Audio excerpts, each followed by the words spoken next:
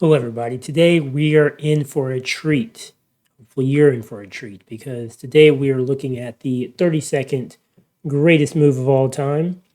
And this one is by Viswanathan, who was world champion for a while, one of the greatest players of all time, versus Bologan back in 2000.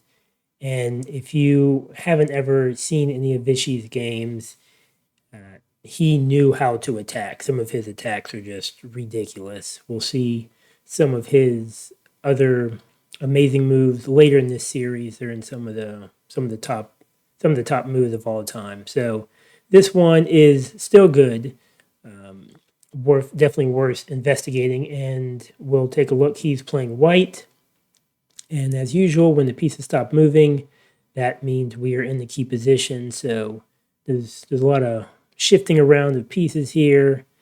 This is a long game getting sort of set up.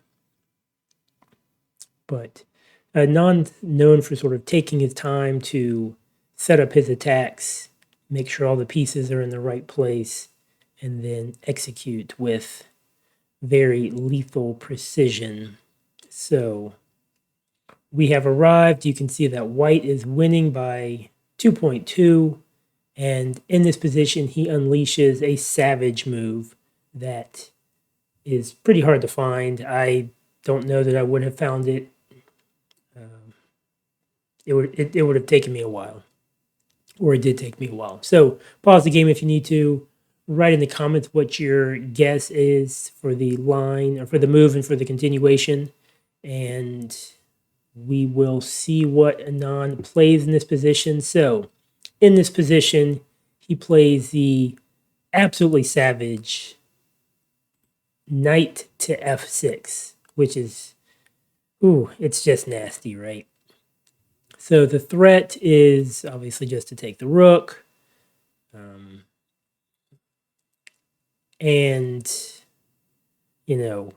if this rook obviously wants to get in the game, the queen wants to get in the game, this knight can hop in, this bishop, once you move this pawn out of the way, has threat. So, the attack is coming. Black sees what some of the options are, and so in the game, he actually chooses to just move his rook out of the way to not take the knight, which is a sound idea. I think that's actually the best move in the position.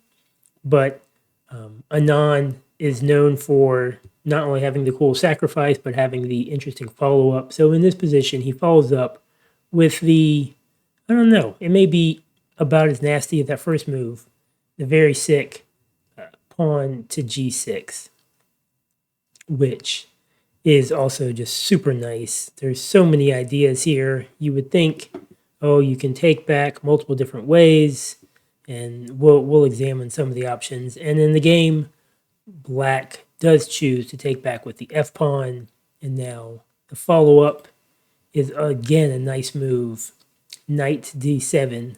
And you just think, what's the idea here?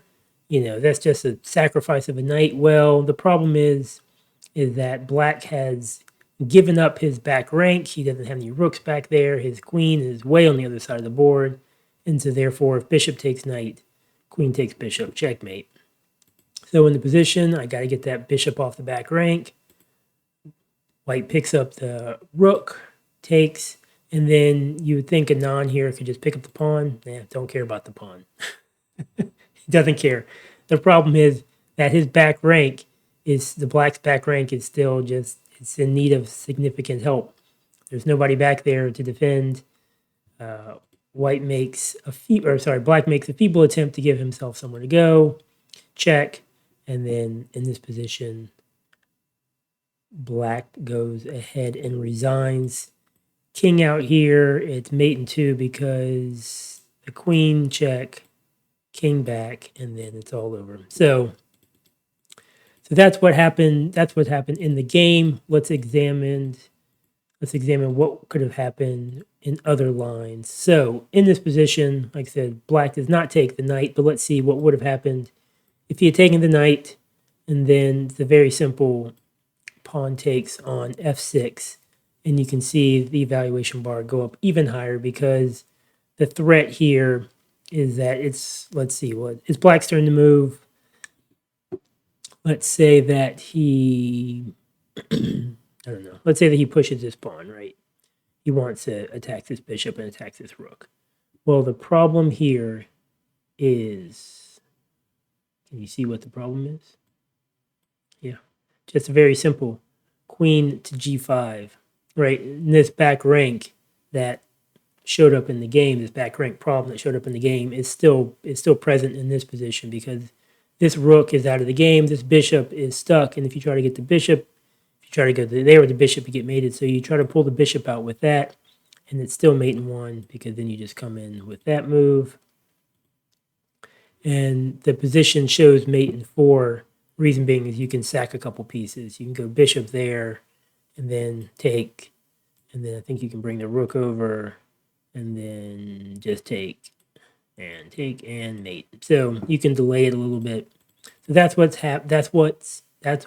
happens if you take the knight on f6. So you can't take it again in the game, rook. And then here's another option. So the pawn to g6 was where, you know, black again has another option. In the game, he chose to take with f, but if he tried to take with the h pawn, something very nice here is just queen over to h. This knight is defending the g8 square, so the king can't move there. King can't move up. You have to block. You go ahead and block with the rook, and I'll just take that rook. And then if you take back, and you're still in lots of trouble. No, that may be not even the best line here.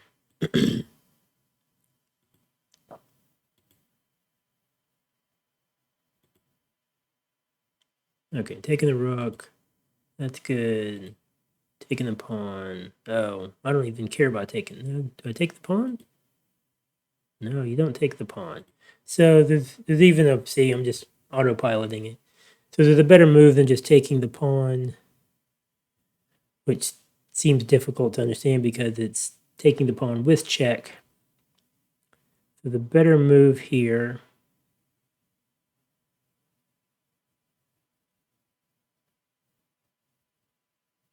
I mean, you just threaten checkmate? No. Okay, so what's the better move? I mean, you can go queen to d8, but I can't imagine. Maybe 3.3. No, and 3.5. The evaluation bar is jumping around on me. I think that 3.8, 3.3. That seems to imply there's a better move.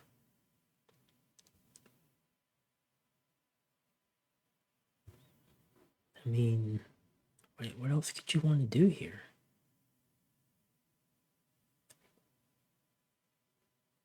I mean, knight jumping in, you just get taken. It's not like rook here, is it? No, that's nothing. Okay, 3.6 advantage.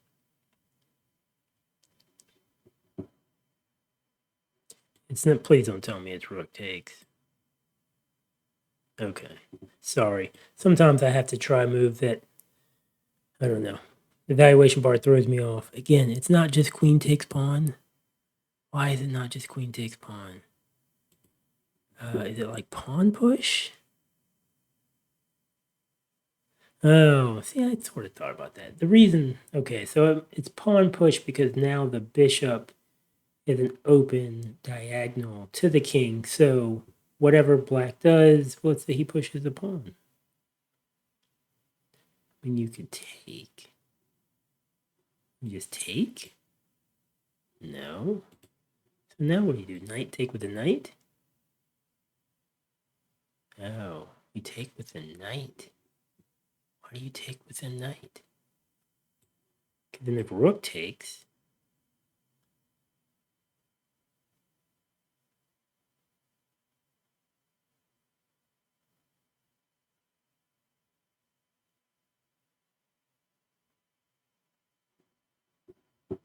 I mean, it's no good now. Oh, that's okay now? Huh. Interesting. So for some reason, pawn, queen takes pawn is a different, it's a good move, whereas earlier it was not. I am not a good enough chess player to know the difference. In this case, maybe there was a block. Okay, so then king to g8 is forced.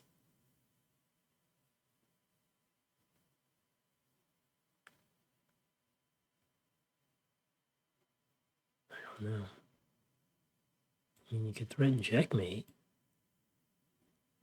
but then you would lose. Oh, you'd lose to rook takes. Okay. You don't take the rook, do you? Yeah, okay, you don't take the rook.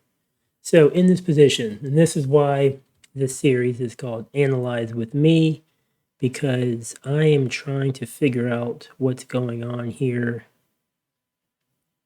just like you are. Ooh, how about this? Rook to d2. Oh, man. I thought that was going to be it. Oh, because queen just takes bishop. Dope. Ooh. Is it just here? No, you just lose. It's not like that. Oh boy. Let's see. What's the move here? So rook takes on f2 is the move black wants to play. So in order to stop that,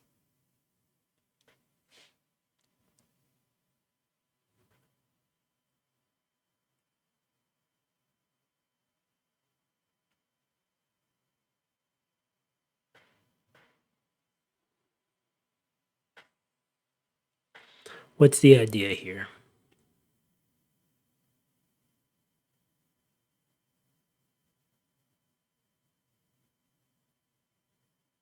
Okay. So if the rook moves out of the way, then it's checkmate because the bishop and the queen. So can I force the rook to move? Or can I... It's not, you're not sacrificing the rook. Sorry. You're not... Where are you going?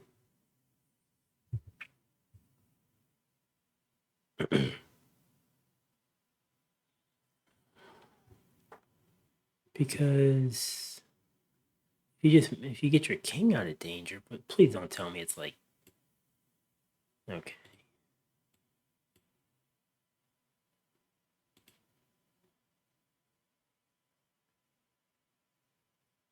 What's the move? It's not... Please don't tell me it's a queen sack. It's not rook. No, because you're being attacked here.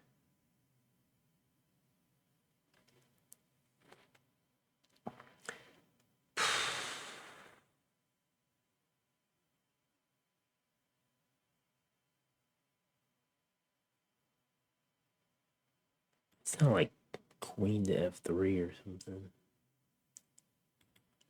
Wow. He really does not like anything that I'm thinking of here.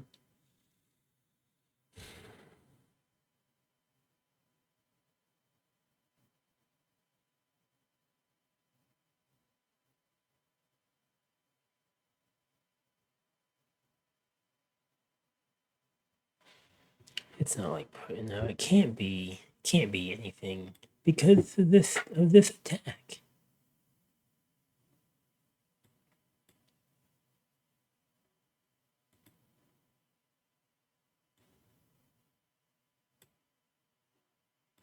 I'm literally just guessing at this point because I don't know. It's not a pawn push. What? Oh, come on. That's the move?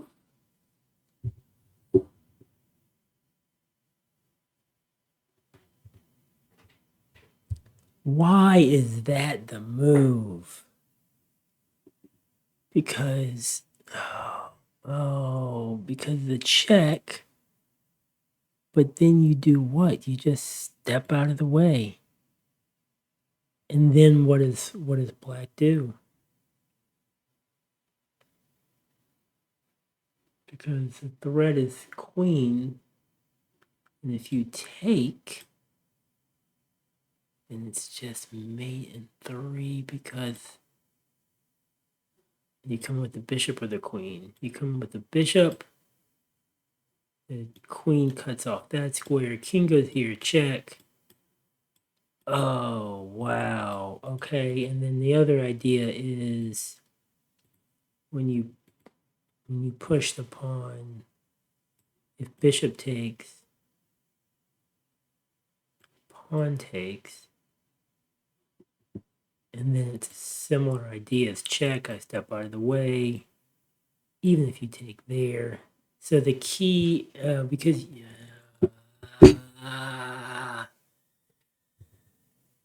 okay, I learned something. The check doesn't matter. This rook check on f2, which I thought was going to be powerful, it just doesn't go anywhere because there's no follow-up checks and there's nothing to stop. Once you unleash the bishop on this diagonal, it's all over. Okay, well, if you stayed with us that long, thank you for watching. I hope you learned something. This was our 32nd greatest move of all time. That move was quite a while ago. It was a good move too. Just couldn't figure out what the alternative line was. So we have more videos in this series. I'm learning lots. Hope you are too. Like and subscribe. Thanks for watching.